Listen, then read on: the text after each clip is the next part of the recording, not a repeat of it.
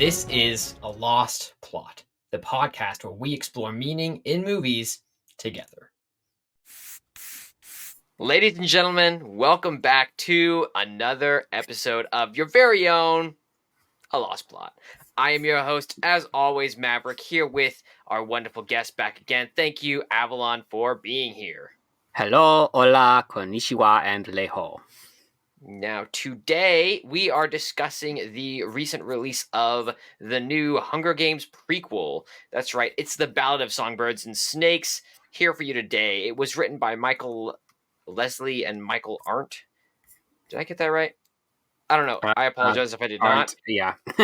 I was surprised to see two Michaels all at once. But anyways, it was directed by Francis Lawrence, and it stars Tom Blythe as Coriolanus Snow, Rachel Zegler as Lucy Graybard, Josh Andres Rivera as Sejanus Plinth. Sejanus Plinth.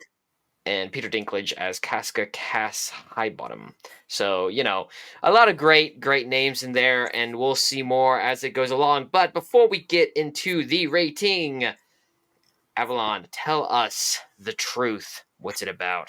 So, the Hunger Games, the Ballad of Songbirds and Snakes takes place, it's the 10th annual Hunger Games, so about 65 years before the events of the Hunger Games books, the trilogy that we all know.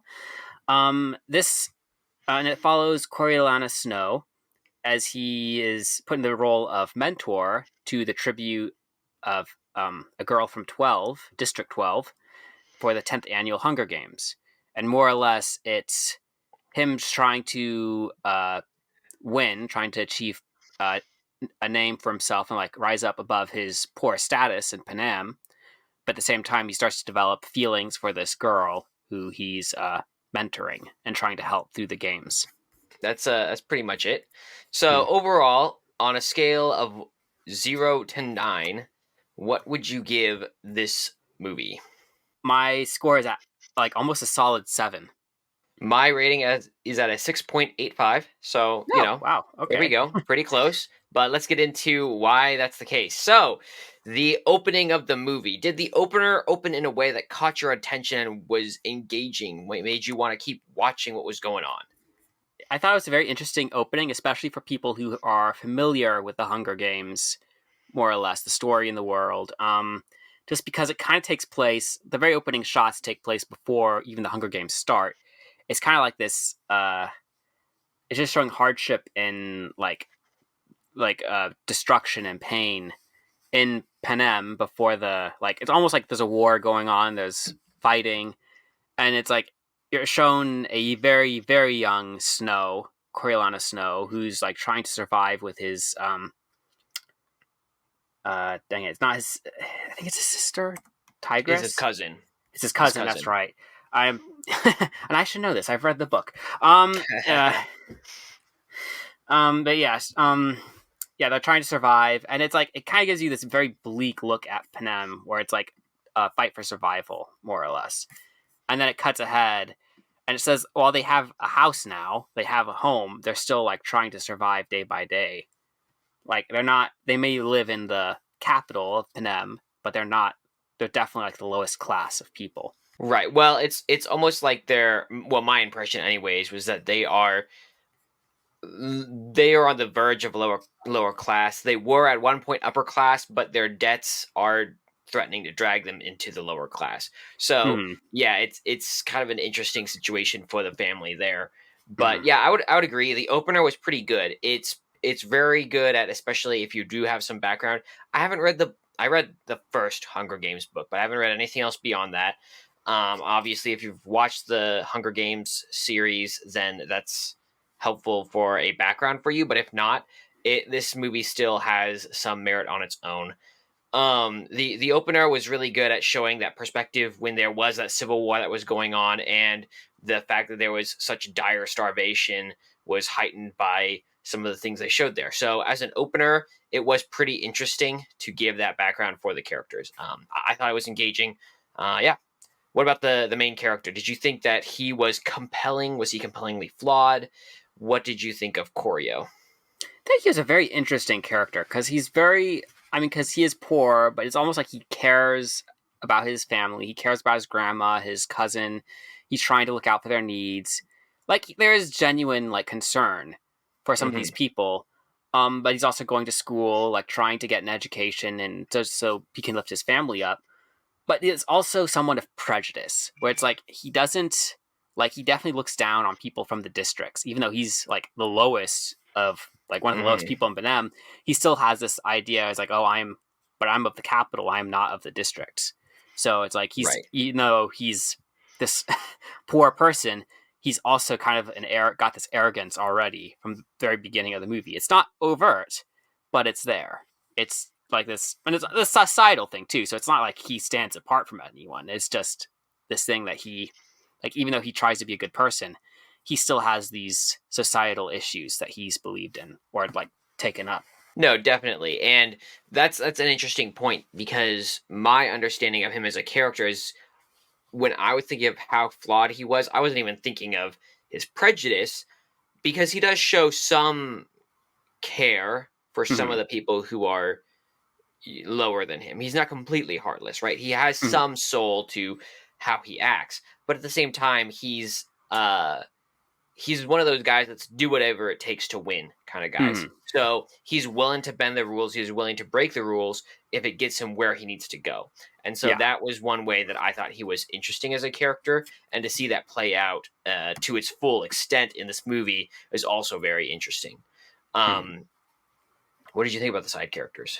This was a very interesting situation for this movie because they are characters who have their own motive in a Hmm. way, but they're kind of similar to Coriolanus Snow, where it's like they're all trying to win. They're all like his like rivals, antagonists in certain ways, and they all kind of have their Hmm. own like goals and agendas.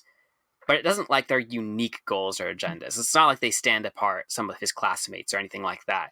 Like only a few of them stand out, like Sejanus, who's like Hmm. the only one who's not actually trying to win. He's the one who's like who used to live in the districts, so he actually cares more about the people there. So his goal, more or less, is to change things, like make things better. But like some of the other like classmates who I'm like actually like you look at IMDb at the cast list. Like I recognize the Hmm. names because I've read the book, but I don't like I can't tell who is who necessarily from the screen because like they don't Sure, really have a sure. lot of character development in the movie. So Right. And I wouldn't say in my mind anyways that most of the classmates that are and for the background of the people who are listening, the role that happens in this movie is that the class that is supposed to be graduating, usually the highest performer gets a prize and they get all this money and whatnot. And Coriolanus Snow was the more or less the expected winner of that prize. And this year they changed the rules and said, well, as a matter of fact, actually, there's one more thing you guys have to do to win this prize, and it's you guys are going to mentor the people in the Hunger Games. mm, So his whole class is there, right? Because he's working with alongside them to try to make his specific candidate win. Um, but at the same time, I didn't think a lot of them were main or even side characters in the same sense that we would think of as allies or those kinds of things. mm, Some of them were, like you said, Sejanus, maybe the one girl or two of the girls that he interacts with pretty prominently in the movie. I would say some of mm, the more relevant side characters, which might not even be side characters depending on how you view this, but Lucy Gray Baird, who's the one he's mentoring, mm, yeah, or Casca Highbottom, Volumnia Gall, who's the main creator of the games. You know, these different characters have definitely their own motives, are definitely well motivated to do what they're trying yes, to do. mm, And I would say that those characters who are playing a prominent role alongside Coryo did quite well. So yeah, I was very mm, impressed with the whole cast in this movie. I thought they had great character development. I was very happy with what I saw. mm. Yeah. No, I agree with you on that. So Nice. So setting. What did you think of the setting? Did you like the setting? Did you not like the setting? it's an interesting. I mean, because it's the world of Panem before the Hunger Games. Mm-hmm. So, like, there are certain things that are different, and there are certain things that are the same. And in a way, you see the things already coming into play because this is kind of the idea of this story is how the Hunger Games become what they are for like the trilogy, like for Katniss Everdeen shows up. But it's like this is the first year that mentors are used for the tributes. Like before this, they weren't used. So this is a new thing. They're testing ideas. So it's like you see familiar things going on, like in the arena and such. But then there's like these things that are like, okay, but they don't, like even like the tributes, the donations kind of thing. Is like this is different. Like this is not the same thing. I think that there wasn't nothing, especially if you're familiar with the other movies. It wasn't anything exactly different, and I thought the setting overall is believable, which is what you're looking for when you're looking Yeah. at the setting of a movie. So, I thought the opener was solid. So it got strong points from me at the beginning. In regards to seeing an obstacle in the way to what he wanted, was there did he have a lot at stake in this movie? Yes, he does, because it's like his very reputation, like his life, his dreams, his goals are all on the line if he doesn't win. Like he's been like before the announcement that they're going to be mentors, he thinks he has it in the bag. Like he's gonna win the prize. He's gonna support his family. He's gonna rise up. And then this whole like Hunger Games like tribute thing like completely screws over his plan. So it's like now he has to win, and he has to make sure that he wins the prize somehow. Like so like he does have a lot on the line at this. And if he doesn't win, he is going to lose quite a bit. No, I definitely see that for sure. Was there anything in particular that you saw that was really important to him that maybe changed throughout the movie? Well, obviously, like once we're introduced to Lucy Gray Bear, his tribute from 12. At first, she's just his tribute, where it's like he's like trying to like establish her like as a person people should rally behind and support. But then as it progresses, the story, he begins to actually care about her and like who she is as a person, and like starts to actually root for her to win the games just so she can survive. And so some of his goals kind of change because suddenly he finds someone that he actually cares about and grows to love. Yeah, no, definitely, and I think that you see that in other ways too, where he as a character, what is at stake goes back and forth definitely between her and then his family, which is something that's very important to him, and you see that especially with Tigress, his or Tigris or whatever her name is.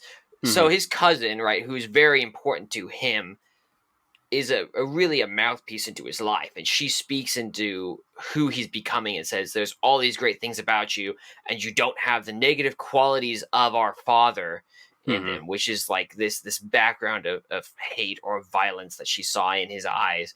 And that is a prominent thing that they actually bring back later in the movie, where you see, oh my goodness, he's turned, and now she says you're exactly like your father, and that means so much because he's changed in what he's valued throughout this movie. So Yes. very, very interesting in that regard. I thought anyways. Yeah. The villain, what did you think of the villain of this movie?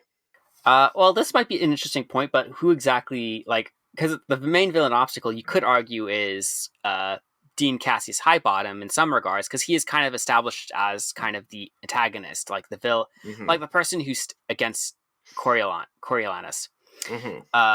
Like he has it out for Snow, and he's like he wants to see Snow lose, and it's like and since he's actually the judge of this competition, he has the ability to like completely make things as difficult as possible for Snow. He has the ability to like screw him over at every possibility that he can. And he tries to many times. And in a way, he does succeed at a midpoint when he actually gets him exiled to District 12 for cheating.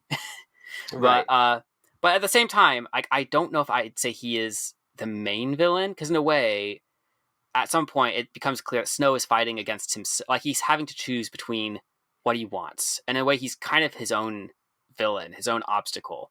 Where it's like, because as he grows to care about Lucy Gray Baird, he has to decide: does he actually want to be with her? Does he want a simple life in 12? Like, because he could have that and even be happy, or he could go back, try to get back to his life in Panem, to his life of opulence, to his life of ambition, and try to prove all those people who hurt him wrong. Like try to go back to that. Right. So like he has to choose between these two warring desires, and so it's like he is kind of his own worst enemy. Where it's like, what does he choose? Yeah. See, and that's interesting. The internal conflict, it's definitely a part of it, but it's really not a part of it until the end, I would say. Is that what you would agree with? Or That's why I said it was.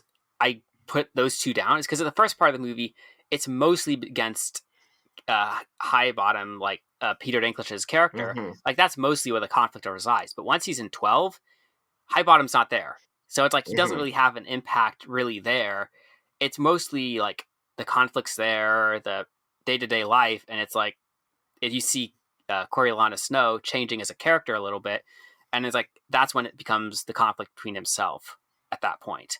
I think I agree with that. It's very yeah, because it's very interesting in this movie. The biggest maybe frustration I had with this movie, if any, just watching it, was that the villain aspect wasn't clear, and that doesn't that isn't necessarily a bad thing, right? To say, Mm, oh, well, something's not clear because sometimes things are inferred, and I don't think everything being clean cut is necessarily needed in a movie. In fact, sometimes it's better if it's not.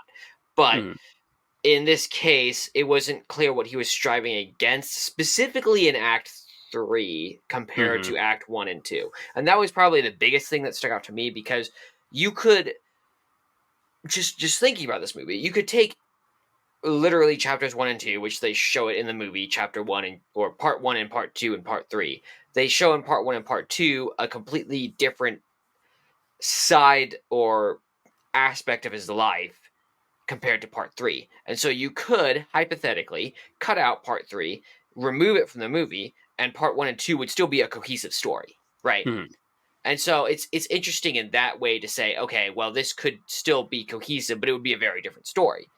mm-hmm, So, yeah, especially because you did say Casca High Bottom does disappear after that, so he's not really a relevant part. I was trying to, in my mind, make it cohesive with this idea of he's just against society and mm-hmm, the rules that they've set up in place against him, which is somewhat cohesive across the mm-hmm. whole thing, but I still don't think it completely justifies it. And in some ways too, he's against the what's the lady? Volumnia Gall, Oh right? yeah, Who's the the creator doctor. of Yeah. games. Like she's in some ways his allies, but in some ways she's also someone he's fighting against to Mm-hmm, get what he wants. So it's the dynamics are interesting. I'll leave it at that. I still gave it a lot for this point because I thought that the villain was overall still a mm-hmm, compelling driving force to mm-hmm. who he was and how he acted in his life, but it wasn't clear. I agree with that. I mean, it's like not like there's a clear cut villain, like clear cut antagonist for him. Like it's and maybe it is, as you said, maybe it is society. But the other thing is like this is this movie, this story. It's an origin story of a villain where it's like you're Hmm. seeing someone become not a good person but a bad person. Like they're changing and becoming worse. Uh, so I Right. guess in a way, it's like um you're looking at the villain of the villain in a way. Like you're seeing the people who set him up to become someone worse. Right. Which that point being the villain of a villain is interesting. Just when we'll revisit that later on, Mm-hmm. but the yeah, I mean, and maybe it's because I don't have a problem with it being the villain of a villain, and I Mm-hmm. haven't maybe as a comparison, but and I don't know if this is 100% accurate, but just based on my recollection of the Joker, I recall that movie being a little more cohesive in its progress of the character Hmm. and the motivations behind the character from beginning to end. Versus this one, I thought that the third part was a little disjointed from the rest, and so that made it specifically hard to say what is he fighting against. And maybe that does go back to just him as a character and who he is. So Mm-hmm. I don't want to belabor the point. I don't think it's worth getting bent over about. Obviously, I still thought it was a great compelling force against him, great obstacle in the way. It was just very weird how they switched it. That's all I wanted to make. No, and I see that, yeah. And maybe it's my, like, having read the book, I don't see it as clearly as you do, so, because I have, like, this double vision, more or Sure. less, to see the book and the movie. Right. So, And I'm sure the book has way more context and maybe a smoother transition between the sections that makes it a lot more clear. But yeah, I mean, mhm. if you could give it 0.5 points out of the 9-point system, I give it 0.4. So it still got most of the points for me. Yeah. And if you guys want to rate movies yourself, see how we rated the movies, you can check that out at www.alostplot.com/9points. It's available to anyone, so you can legitimately, just review movies in your own way. See what you think of movies and give that analysis. That's literally what I used to make this analysis today. So yeah. Anyways, back to the pod. Ad break. Yeah, that's right. Does the hero what does he or what does Coryo stand for in this movie? Because of the, like, different villains and, like, the change in the story, it is kind of hard to say he defines a particular ideal, I guess. Mm-hmm. Perchance. I mean, like, maybe ambition, maybe maybe the need to win. I don't know. Like, maybe, like, if he, I don't know exactly what, if you could say there's a specific ideal he stands for. I guess maybe it's hard to say, like, it's the ideal that pushes him into the fray, like, gets him to do the right thing. Like, because it's like he's doing this for his own ends, he's doing this for his own selfish reasons, Yeah. even from the beginning. Like, it's not like he's doing this because it's the right thing to do. Like, he's just trying No. to elevate his life. He's trying to achieve his own goals, his own dreams. And so, and admittedly, he has some good goals, like his family, as we said. Like, he wants to lift them up out of poverty. So it's not like he's, like, selfish and, like, oh, doesn't care. He does care. It's just it's not, he doesn't enter the situation because of moralistic reasons. No, not at all. Mm. Yeah, and he's definitely very pragmatic about a lot of the things he does. Mm-hmm. Or, okay, we have to get into this situation or out of this situation or whatever it is. Yeah, definitely would agree with that. I think there is some basic continually driving motivation behind how he's always trying to provide for his family, right? Or something along those lines. And so I give it some points for this, but it's usually this is just a yes, no. Does he stand for something or does he not? And this one was one of those situations where it's like, well, this character is messy, and that's obviously intentional because we're creating a bad guy in this movie. So, what can you say? But yeah, anyways, he got a couple points, but he really wasn't clear what he stood for. Mm-hmm. Is the goal for the movie important for his life specifically? Does he see it as something that's very important for him? Well, yeah, he does. I mean, I do think it's interesting, though, like, after a certain point in the movie, like, what he wants, like, I mean, it's like, whatever, like, he kind of has two different goals that he could choose, and no matter what he chooses, he loses the other one. Mm-hmm. So, and we kind of already said that. It's like either happiness with Lucy Gray or going back to the capital and getting his life back. Like, Mm-hmm. he has to choose between one of those two, and no matter what he chooses, he loses in a way. And even beyond the Lucy Gray part, just for his family, which is another. I think I refer to that specifically because that is one of the things that is cohesive throughout the entire movie. But Yes. his family is one that he really needs to create a future for, and something that he actually had at one point with his father, which in some ways it indicates that he was a big inspiration to Mm-hmm. Coriolanus Snow. And so he wants to bring back the quote unquote glory for the family that his father had brought that they no longer have. So, yeah, and his entire family's livelihood is at stake. It's a big deal. Yeah. Hey everyone, quick note. Hope you're all enjoying the podcast. Before we get back to it, would love to get some feedback from you for us. That's right. We're looking for reviews. If you could just give us 5 seconds of your time, hit the little stars in the app that you're listening to it on right now, or give us a thumbs up if you're listening to us on YouTube or one of the other platforms such as that. Anyways, appreciate you guys' time helping us out, helping you guys get more of this great content. Now, back to the show. What did you think about the tension in the movie? Did they consistently throw the hero from a good situation to a worse situation throughout it? I think that is one of the consistent things. Like, that's another consistent thing about this movie. Like, it gets worse even after, like, because even through the games, it's like as he's trying to get Lucy Gray to win, it's like things get worse and worse, and he keeps having to, and he ends up cheating to help her win, and then it's like the Hunger Games ends, and it's discovered he cheats, so then he gets exiled to the District 12 as a peacekeeper. Like, supposedly he's going to be sent there for 2 decades or so, and he's like, okay. And then he reconnects with Lucy Gray while there, but then things keep getting worse even there, where it's like he has to deal with Sejanus, like possibly stirring up rebellious groups and such. Like, he's having to deal with that. He's dealing with his feelings for Lucy Gray. It's just like all these complicated things going on in the district, and it's like his life gets more complicated. He accidentally kills the mayor's daughter. Well, no, he doesn't accidentally kill her, but like in a moment of panic, it's like a moment of panic where it's like, because he's in the wrong place at the wrong time because he's going after Sejanus, and then she threatens them all, and he, in panic, kills her to stop her from saying anything, and then he kills her, essentially the mayor's daughter's boyfriend, and like it just complicates the whole thing for him, Sejanus, and the other guy who was present. And so like they're trying to hide the weapons and trying to hide the evidence, and it's like, and then it's like all these things are going on at the same time, and it's like it just makes the situation worse as the movie progresses till you get to the lake house scene at the very end of the movie.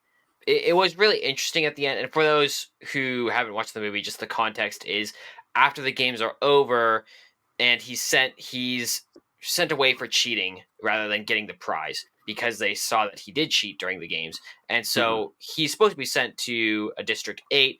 He bribes someone to give him District 12 instead, and that's where he meets Lucy Gray, who he was the mentor of.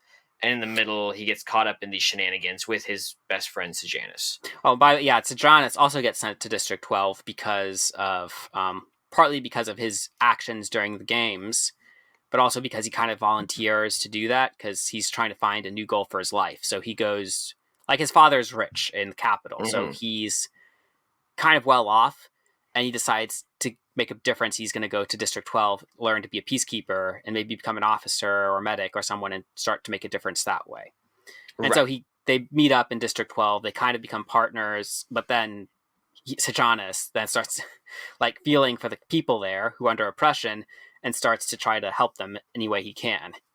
And Snow sees this and sees what it's going to potentially do to him if he doesn't step in and stop it. Right. And it was really interesting, just that end scene you were talking about where Snow shoots the mayor's daughter because the guy who was standing by, which I can't think of the name of for the life of me, the guy who gets hung at the end of the movie. Also, Sejanus? as a no, not Sejanus. The other guy. The townsperson. The townsperson. I think his name was Spruce or something, but yeah, it was Spruce. We'll just call him Spruce. It was interesting to me that in some ways this random guy that they met had a higher like ethical compass than Snow did, because even when he was being hung, he wasn't going to rat out Snow.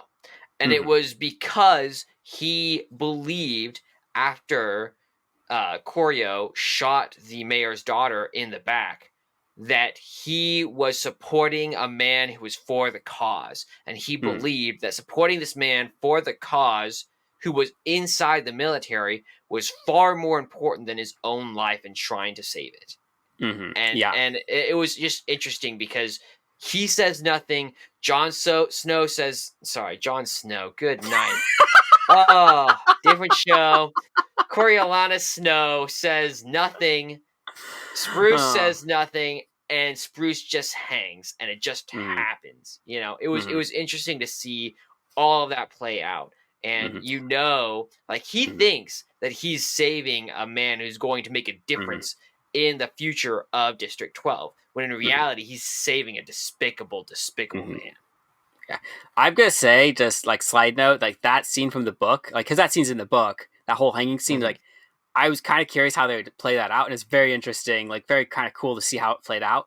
It's also very haunting because like a Sejanus is also getting hung next to him, and in the book, like same as the book, like he's freaking out, like crying out for his mom practically as Mm-hmm. he's being hung, and like the mockingjays who record like can mimic the voices of people like in the trees, and like when he hangs, like all the mockingjays start repeating his last like screams from the hangman's noose. Mm.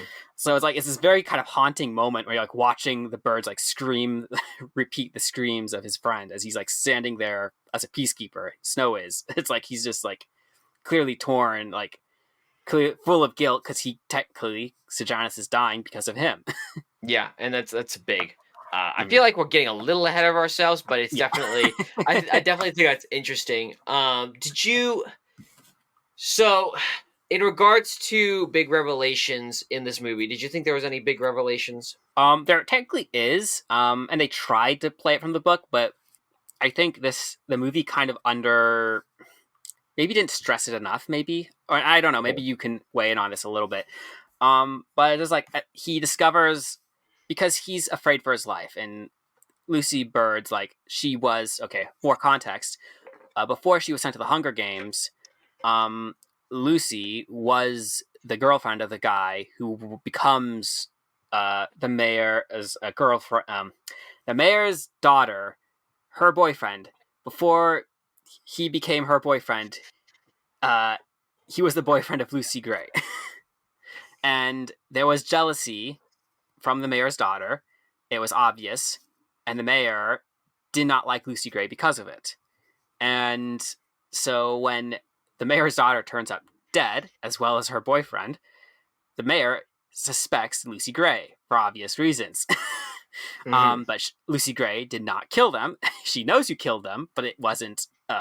So she's afraid for her life. So she's going to escape before anything can happen to her.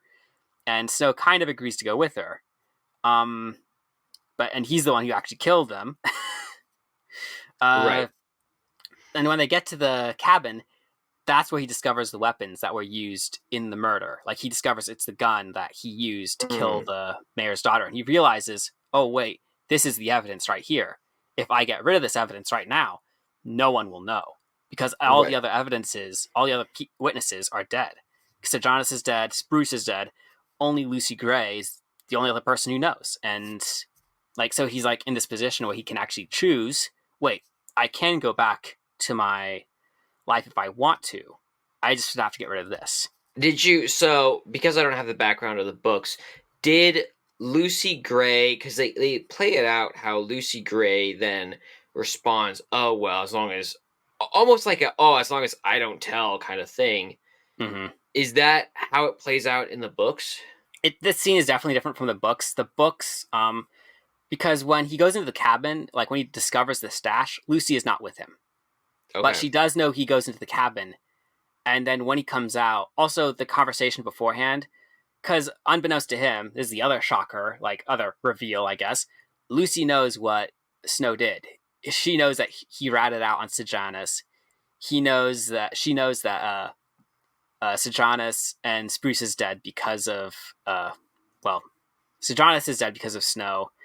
Um, he killed a boy in the arena. Like she kind of knows like some of Snow's faults, and she knows he's some of the things he's hiding from her. And Hmm. though she tries to get him to confess, he doesn't. And it's kind of this reveal that so when he goes into the cabin, she already knows this. Snow doesn't realize she knows this. And when he comes out with the gun, uh, it's only when he starts looking through the woods for her that he starts to real and discovers like some things that happen, begins to realize she knows. It's an interesting ending. Mm-hmm. And also another side note, the song "The Hanging Tree," which is everyone who's seen the Hunger Games knows the song. Yeah, yeah. That song does come into play in the books, but not until the very end. They introduced the song way too early in the movie, but in the books, Lucy Gray writes the song because she knows what Snow did, and it's more or less her indirectly saying, "Yeah, I know," like saying what Snow did. Did you feel like the ending that was right there, especially when he turns, starts shooting, was that a surprise ending? So when he starts shooting, well, I think when he starts looking for her in the woods, it's like, and then the snake bites him in the claw, Mm-hmm. his mother's scarf. He realizes she did that intentionally, and he starts to think she is his enemy, like that she's going to tell on him. Um, so and in the book, it's a little bit more clear. Like he's starting to become antagonistic towards her. He tries Mm-hmm. shooting her. He thinks he shot her, but then he goes to spot and she's gone. And he's Mm-hmm. like looking for her.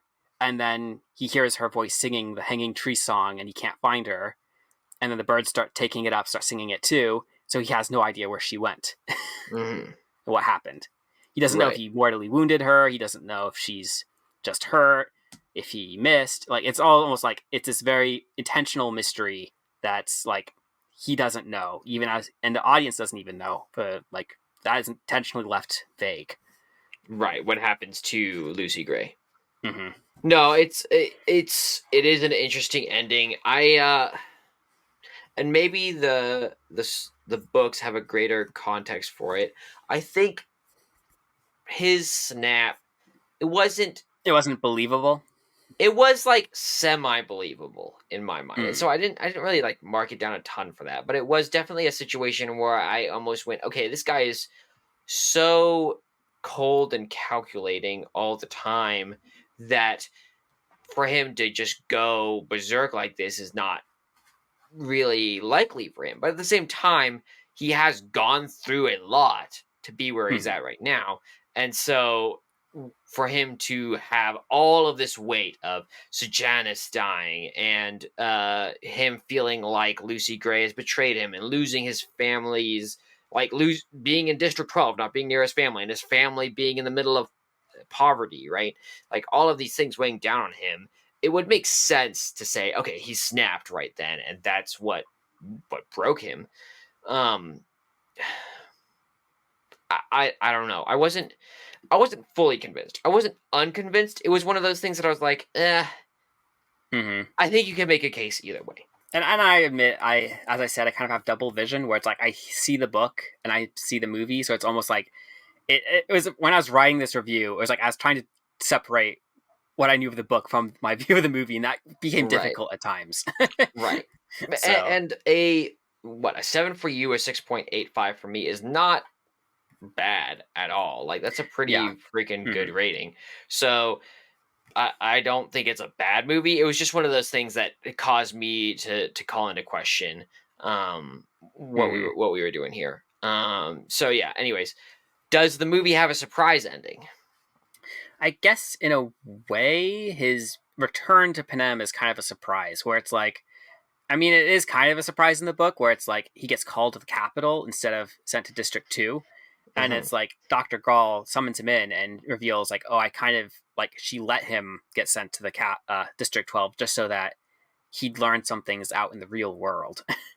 So, um, like she gets him a pardon like for his actions and just so he can come back and just so that she can have him learn under her like because she wants to teach him. Yeah, and there's also a sense in which it seemed like she was still testing him to see what Mm-hmm.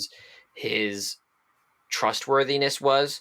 What Mm-hmm. did you think of the whole interaction between him and her at the end where she goes, "Oh, you really proved yourself when you turned in Sejanus," and he goes, "Oh no, I didn't mean to do that."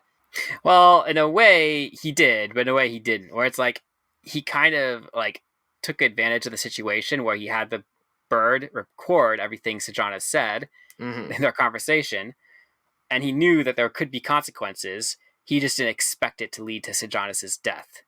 Yeah, because that felt kind of dumb. Like you're an idiot if you don't think your friend's gonna die for saying those things. Mm-hmm. So I don't. Yeah, I don't. Well, and this is another That thing, was and the one part I didn't think was very believable in so this movie. I'll say another thing about this movie compared to the book.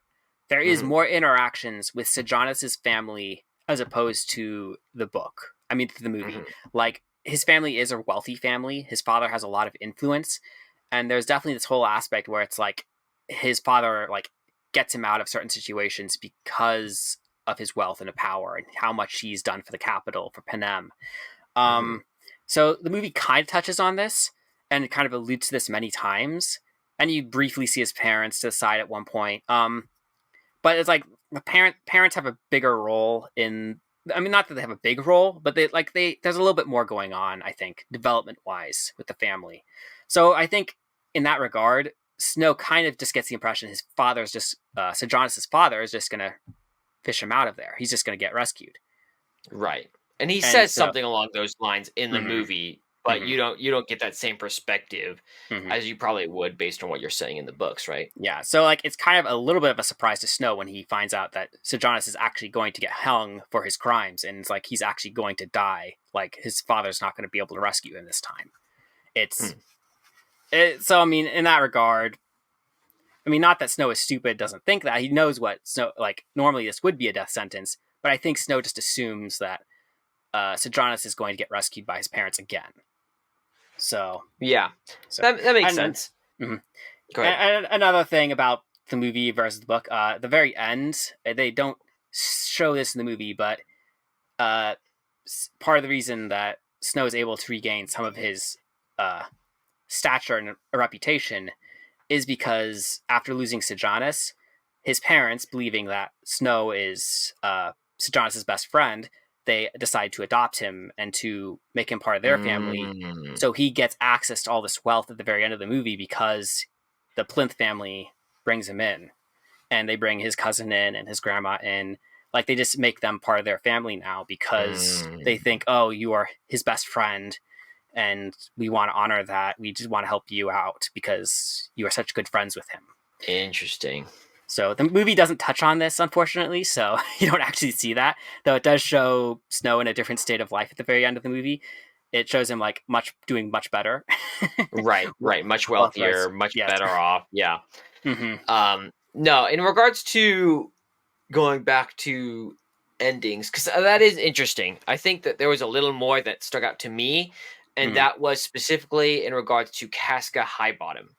Now, Casca Highbottom was, in my mind, the highlight of the end, and how the end had a big maybe change. And part of that is also because Coriolanus Snow has changed throughout this entire movie, right? He's gone from being a good guy to being a bad guy. And at the very end, this arch nemesis of his, going back to being the villain of the villain, Casca Highbottom, is this character who he doesn't want Snow to win. And it's very clear throughout the entire movie. And he's fighting him, and he's trying to stop him, and he's trying to get him in trouble, and he sends him away, and all of these things. And then at the very end, he comes to confront him in his drug-addicted state and goes, you know, the reason I hated your father is because he forced me into the situation where I had to do the games, and I didn't want to cause this type of evil. And so I was trying to stop the games and trying to make them less interesting and subvert the games so that the people would no longer carry out this tragedy. And you have subverted that. And it was so interesting because it took this character who was a villain, very clearly an enemy of Snow, and turned him into this guy who was genuinely trying to do something good for society. And that is from the book too. Yeah. Well, it was just so interesting because you don't normally see obviously, there's not a lot of movies where the whole story is about someone going from good to bad. So that in and of itself narrows the category a lot. But then again, to see someone who's quote-unquote the bad guy in the movie turn into a good guy at the end of the movie in a second was just so interesting. I really enjoyed that. I thought it was very fascinating to see. And I thought it was a big revelation because it told a lot about it told a lot about Coriolanus Snow's father. It told a lot about Casca Highbottom. It told a lot about the society at large. So it was very interesting. No, it's definitely a very interesting revelation. Very cool how it was played out. And it's almost like he's trying to do the right thing, trying to be the hero, trying to fix what the mistakes he made. In a way, he's like, this was like making Snow lose was like an attempt to like make the games go away. But now that Snow has Yeah, won, he now knows the games won't go away. Like he has failed. Like it's like, and he knows that at the very end of the movie. And yeah, it's kind of sad in a way when you look at him and hear his words. because he's a good guy, but he lost, Mm-hmm. and you see his despair in some degree in the entire movie as he's his drug induced state where he's always taking whatever that The elixir morpholine stuff, is. yeah. Mm-hmm. Yeah, and then at the end it literally kills him as you see that Jon Snow as Snow probably poisoned it. Mm-hmm. No, he does. Anyways, The book does say he's poisoned it. He put the rat poison in it, and as he did before, and so it's an intentional thing to get rid of High Bottom. Because it's like his revenge against High Bottom for what happened. so over in regards to transformation, did the hero grow as a person? He changes as a person. Does he become a better person? No. And this is the one part of your question, like, I wasn't sure how to answer this because it's like, well, he doesn't become a better person. He becomes a Right. worse person. He changes as a character, for sure, but he doesn't become better. No, I definitely agree. He does get worse. Um, yeah, I don't know. I think that's worth considering. The growing as a person is something that I think we want to see. I think that Mm-hmm. it's something that sticks in our minds better, but Mm-hmm. I do think that changing as a person, change is somewhat still something we value. So Well, in a I'm definitely gonna consider that because that did stick out in my mind, and I put it in my notes when I wrote this here. Was that um yeah, that doesn't exactly reflect in a movie like this or a movie like Joker where the hero doesn't grow as a person, but he changes and becomes worse. But at the same time, is that and I guess this is the question, right? If they get worse as a person throughout the movie, does that make the movie more compelling? yeah. No, I think it depends what the message, the point of the movie is.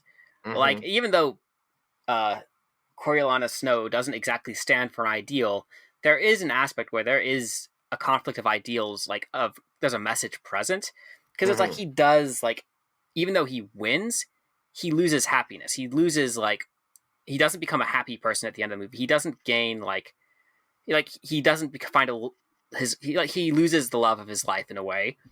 It's like he loses a lot of stuff, and so even though he gets the ambition he wants, he gets the power he wants, he doesn't exactly get become a happy person. He loses Mm-hmm. like in a way like the message of the movie is one in a way the message of the movie is clearly stated at the very end of the movie where he says the things we love the most destroy is what destroy us. And that's once again what you see at the end with his cousin, where she goes, "I see you look Like exactly like father," right? mm-hmm, And that reflects the hatred or evil that she saw in his eyes. mm-hmm, And yeah, she just sees that he's fully embodied that now, that he has fully become his father, the thing that he aspired to be all his life. She warned against the full ramifications of that, and he didn't listen. Now he has fully embodied that in all of its worst forms. yeah. So, themes. Does this movie have a theme? I kind of just, I mean, kind of just said it. Things we love the most is what destroy us. It's kind of the idea. Like, Yeah, the things you choose to love, the things you desire, like whatever you choose, like, if it's something bad, it will destroy you. Like, it'll, in a way, shape your life. yeah. No, definitely. I think I wrote something similar. The ends do not justify the means, for in the Hmm. process, the ends themselves are subverted. And Yeah, so I think that that was very much the idea of this movie was like you can't get away with doing the right thing for the wrong reasons because it doesn't work. yeah. So yeah, great overall I think message. What was your overall takeaway? What did you think?